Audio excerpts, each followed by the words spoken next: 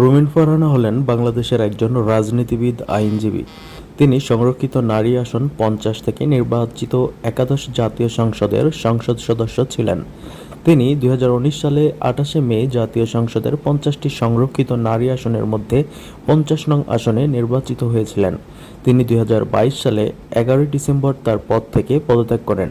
রুমিন ফারহানা বিএনপির কেন্দ্রীয় কমিটির সহ আন্তর্জাতিক বিষয়ক সম্পাদক। পেশা জীবনে তিনি বাংলাদেশ সুপ্রিম কোর্টের হাইকোর্ট বিভাগের একজন অ্যাডভোকেট।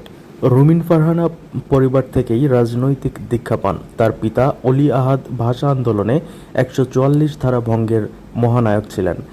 তিনি 1971 সালে মুক্তিযুদ্ধের অন্যতম সংগঠকও ছিলেন। এ কারণে উনি স্বাধীনতা পুরস্কার পান। অলি আহাদ তার জীবনের দীর্ঘ 19 বছর কারাগারে কাটিয়েছেন। বর্তমান বাংলাদেশের রাজনীতিতে বিশেষ করে বিএনপির পক্ষে অ্যাক্টিভিস্ট এবং টক শোতে যারা কথা বলেন তার ভিতরে অন্যতম সুপরিচিত মুখ হলেন রুমিন ফারহানা। তিনি বিভিন্ন সময় অনলাইনে এবং বিভিন্ন টক শোতে এসে বিএনপির পক্ষে টক শোগুলোতে অংশগ্রহণ করেন, বিএনপির রাজনৈতিক মতাদর্শ প্রচার করেন এবং তিনি ব্রাহ্মণবাড়িয়া হতে নির্বাচনে অংশগ্রহণের ইচ্ছা প্রকাশ করেছেন।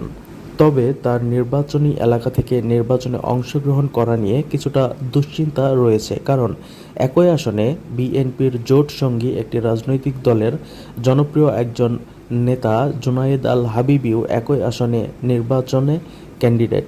অতএব যদি জোটের আসনে জুনায়েদ আল হাবিবি অংশগ্রহণ করেন তাহলে হয়তো রুমিন ফারহানাকে তার আসন থেকে নির্বাচন না করার জন্য অনুরোধ করা হতে পারে। যদিও একটি টকশোতে রুমিন ফারহানা বলেছেন যে যদি তাকে দল থেকে ক্যান্ডিডেট না করা হয় তাহলে হয়তো তিনি অন্য চিন্তা করতে পারেন, অর্থাৎ তিনি দল থেকে যদি মনোনয়ন না পান তাহলে স্বতন্ত্র নির্বাচনেও অংশগ্রহণ করতে পারেন বলে ধারণা করা হয়।